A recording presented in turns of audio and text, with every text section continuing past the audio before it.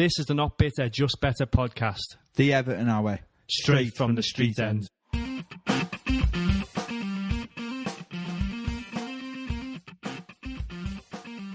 Howdy Blues, welcome to the Not Bitter, Just Better Everton podcast. Mr. Johnny Seven here. And I'm recording Monday, 13th of January, and luckily we haven't got a game to look back at. I already did that on Friday. I will recover a little bit, but we've got some other big news to be talking about throughout the week, and a look ahead at the Villa game coming up on Wednesday. So just looking into this. Busy few days as always with Everton, as it seems to be lately. We've got the news about the manager, a look ahead at the cup draw, a look back at the cup draw and who we will be facing in the fourth round, and a look ahead at the Villa game.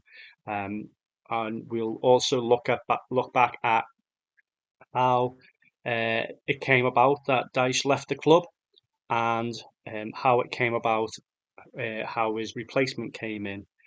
So quite a bit to recap. No game as such, but I'm going to dive straight into some Everton news in a second.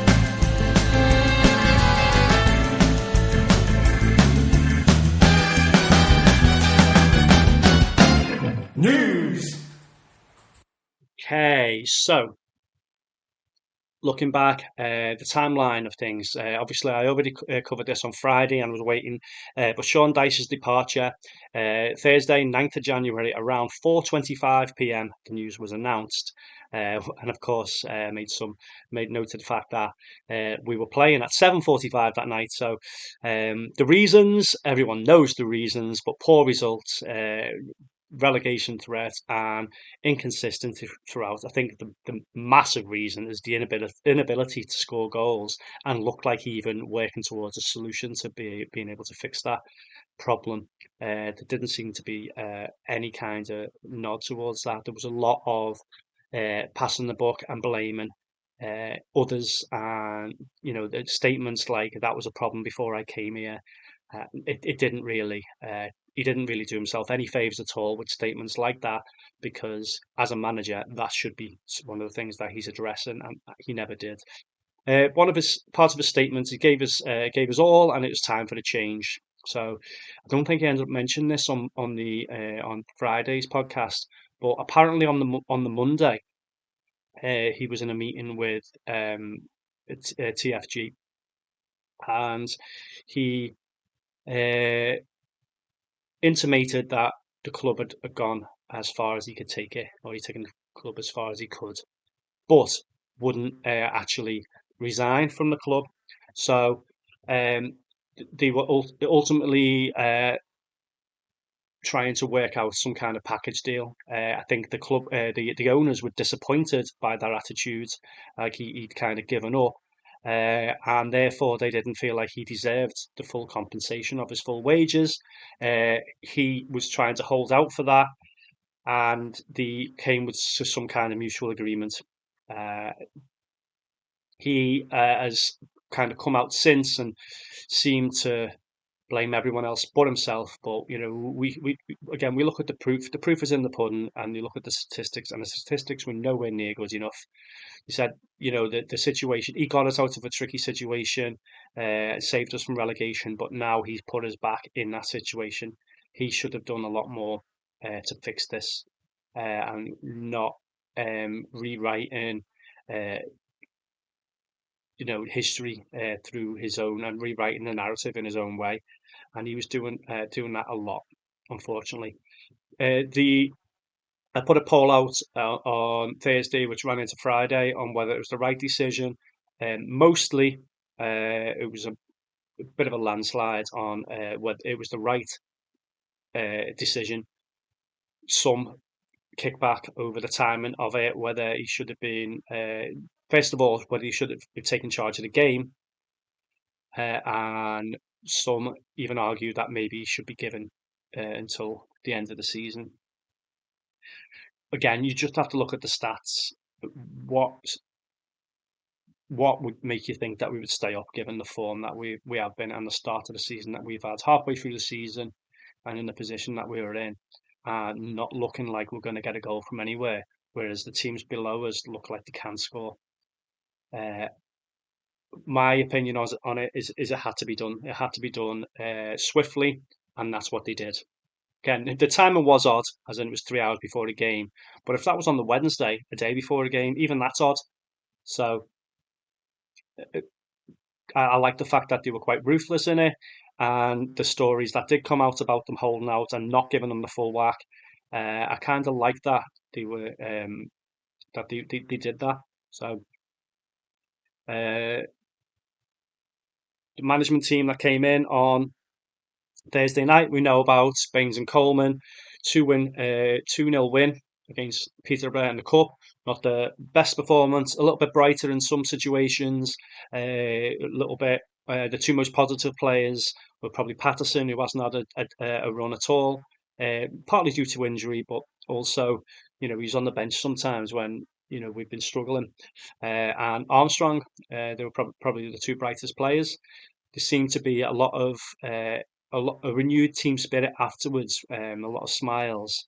Make of that what you will, but what the most important thing there was to get through and get through to the fourth round, and which we did.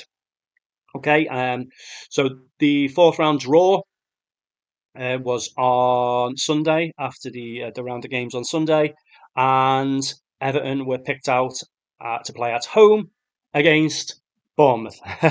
So we've got an opportunity there to get a little bit of revenge against one of our most recent um, struggles. So that one of the teams who put the one of the final nails in Dyche's coffin. Um, Moyes has an opportunity to get a bit of revenge for Everton.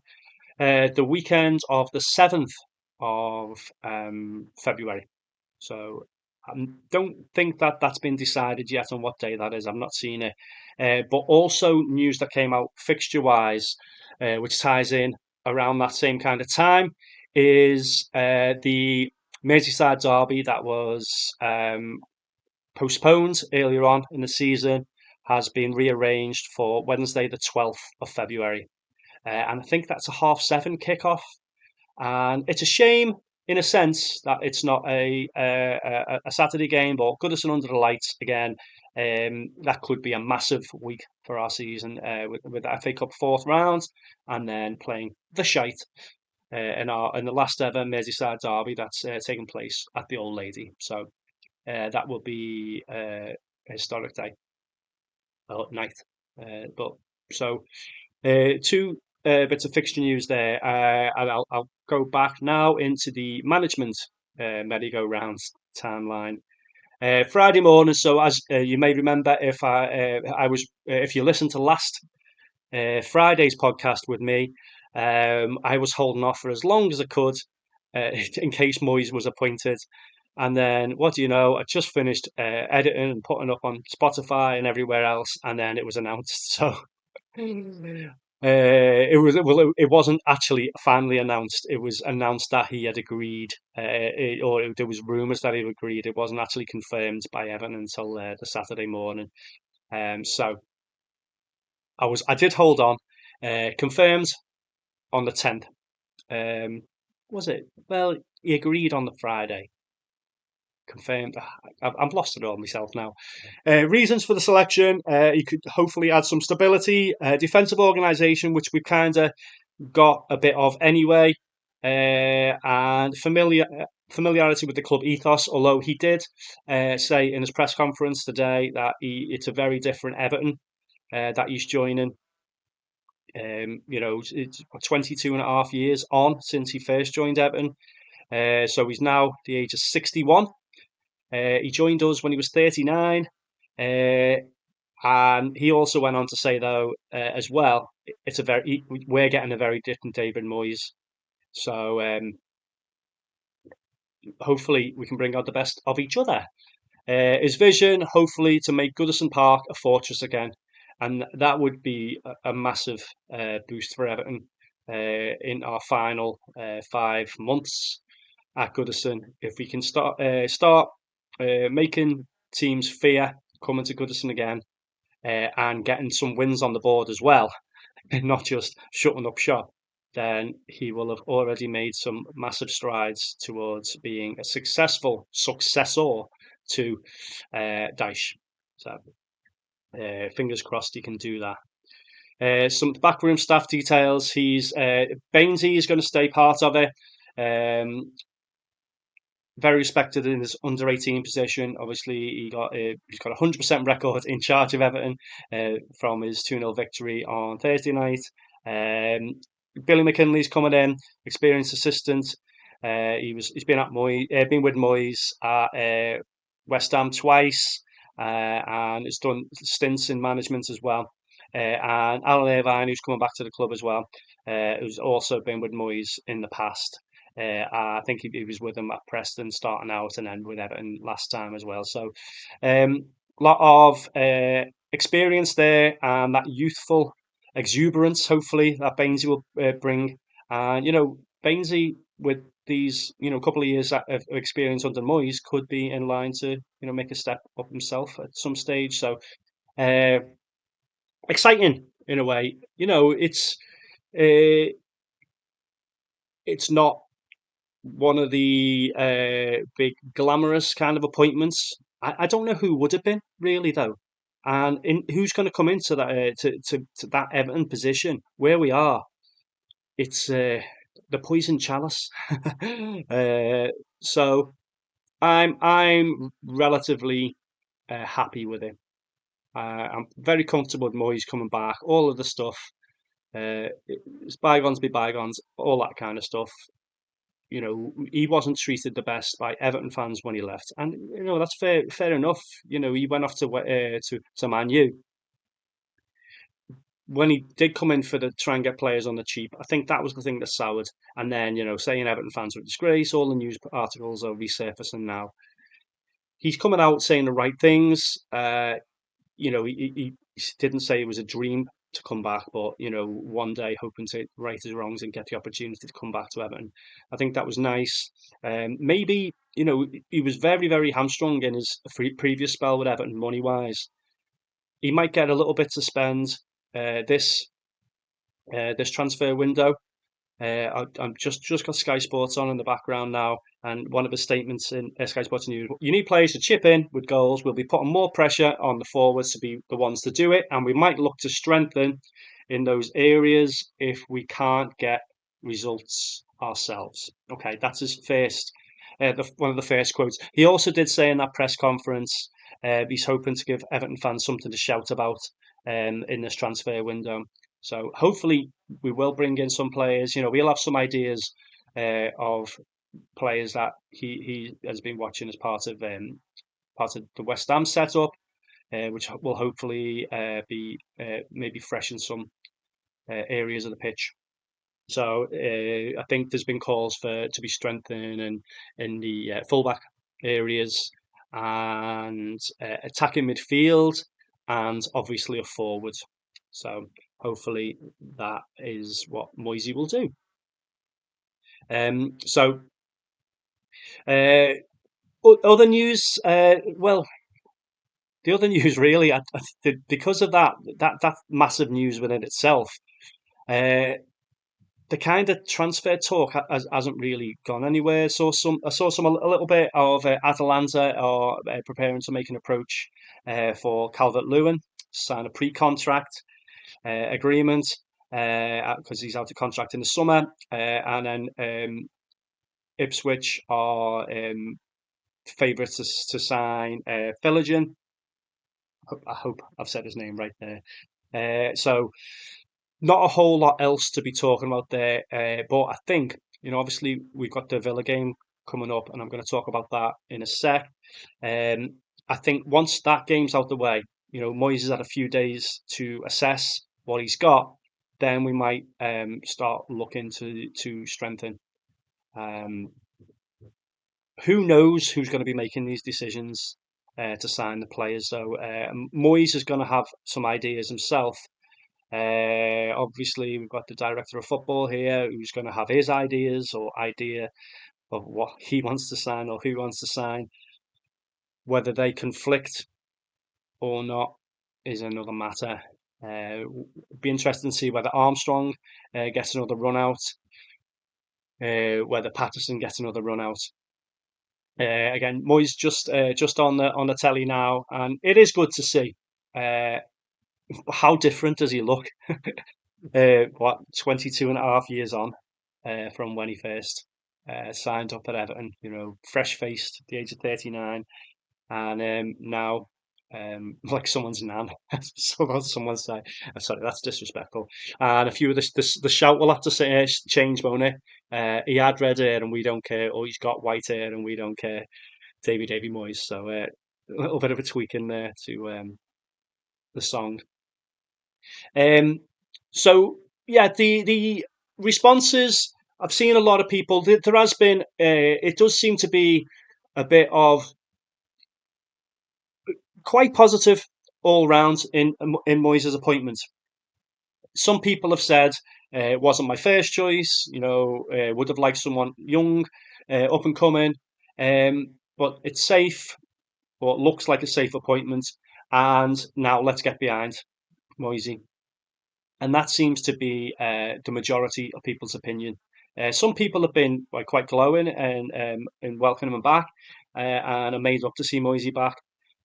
So what I hope now we can just pull together. Now the appointment's been made swiftly. Um, Again, as I said before, I think that's a really good sign. It's not how Everton have done things in the past. They've acted sharp. We needed to get something sorted very quickly, and they have done.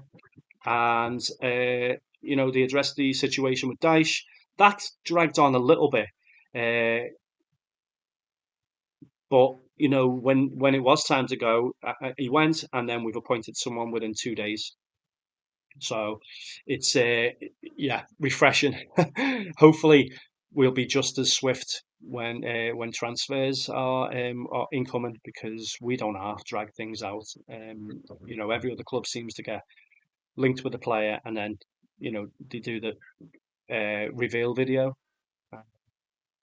We never do that. Anyway, Blues, I'll be back in a minute, and we'll have a look ahead at the Aston Villa game. Aston Villa game. Got to talk then on Wednesday.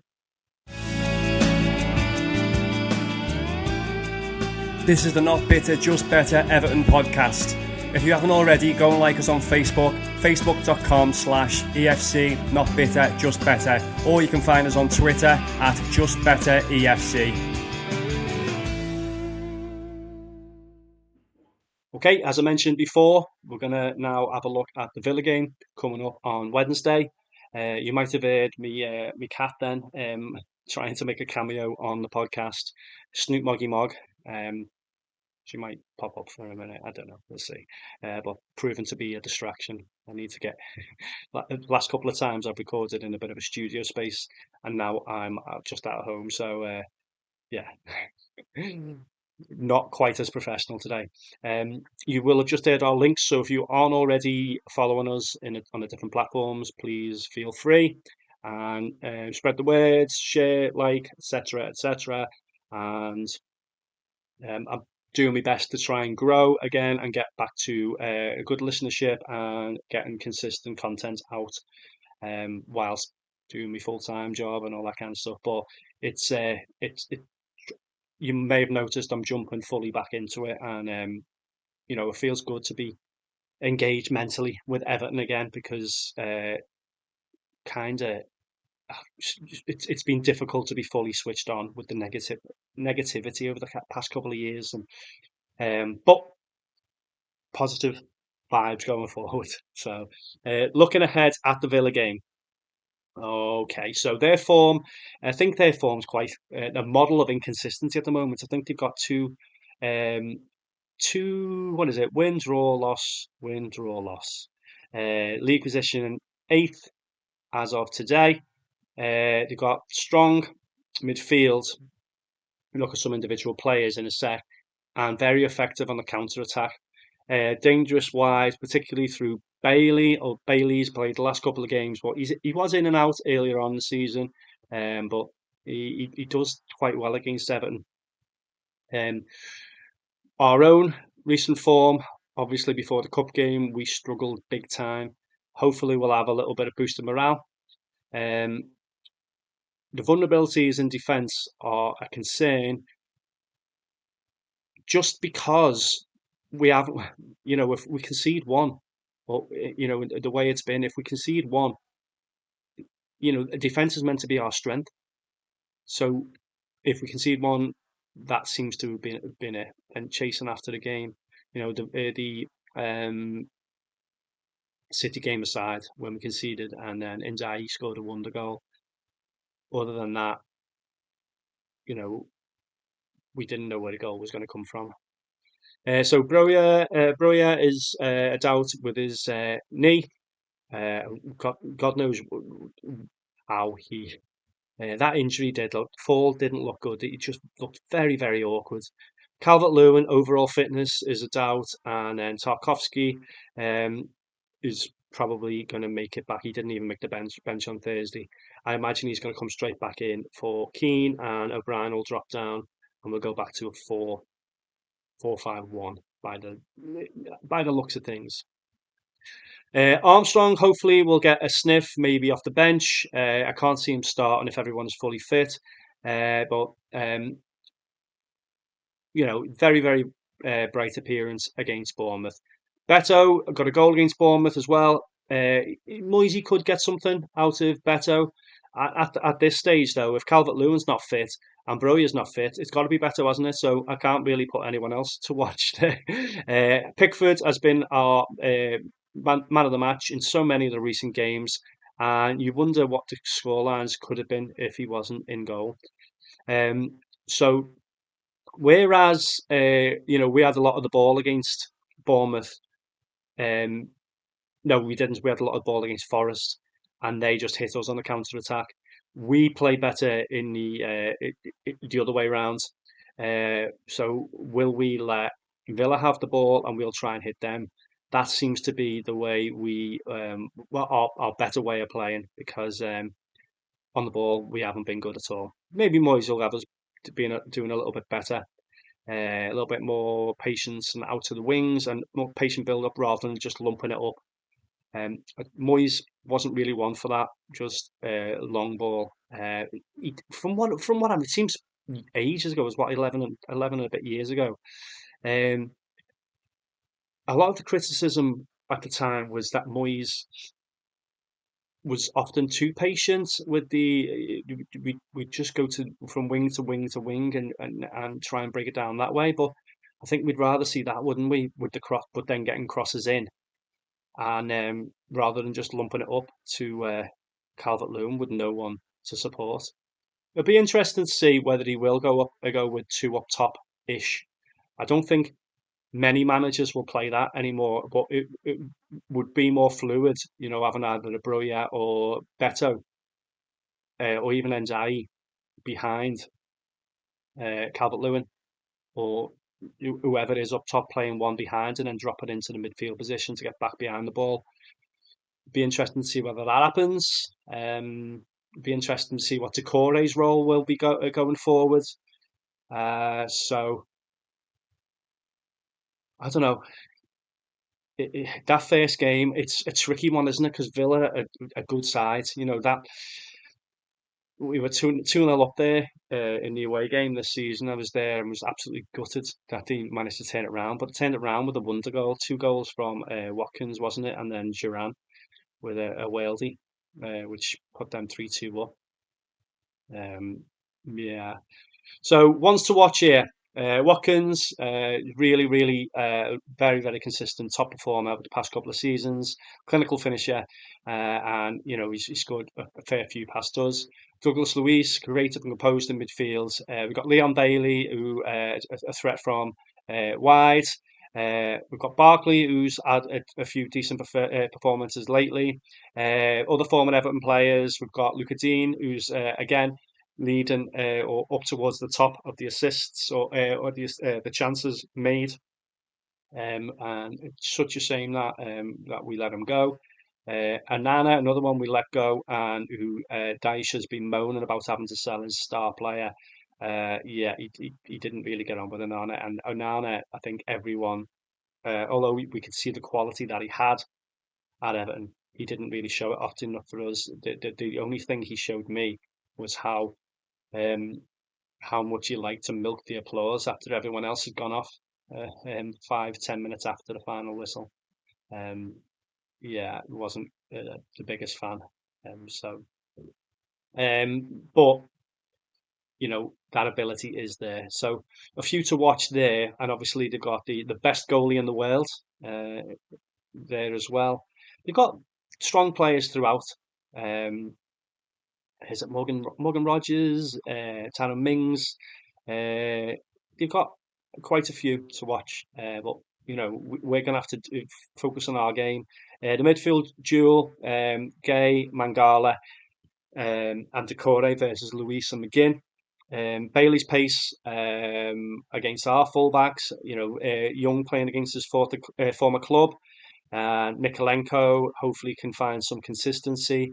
Calvert-Lewin or Beto, likely versus Mings and Konza. So some battles all over the pitch, which we need to come out on top of. Should be tactical. Moyes has got to make some early changes, hasn't he? We hoping we can keep a solid defence, but we've got to offer more going forward. It should be tight. Goodison, imagine it's going to be a bit of a dark cloud lifted, hopefully, and hopefully we can get behind and have a little bit of that new manager bounce, get a bit of excitement back going. Home advantage could be crucial. And as you know, I don't do predictions, but what is your predicted score, Blues? How do you see Wednesday night going? So new era begins, a bit like one of the older ones. Moyes' new chapter, cause for optimism, balanced with an urgency for results. Crucial test for him, starting off with that first game against Villa on Wednesday, under the lights at Goodison, and we just hope we can come out of it with a win. But pretty tough start there. Villa, yeah, the really good side, really good manager under Emery, and we've got good quality players. I didn't even mention Tielemans as well, who's scored against us a few times over the years. He can really control the game at times. I'm going to do next podcast on which will be out on Friday. I'll look at a Villa review, look at the tactics that Moyes has gone with, and what players he ended up utilising. So yeah, look out for that then. And as always, I want to thank everyone for listening. Go and check out us out on the social medias, on YouTube. I did do some TikTok reel length videos on Friday's episodes, but obviously with all the Moyes news coming out and me not covering it in time, they were all outdated. So I'll get those short snippets out. So appreciate if anyone shares and yeah. As always, thanks for listening and thanks for any contributions that you've made throughout. Thanks for bearing with me. Hopefully, a win on Wednesday. Come on, you Blues. Nice one.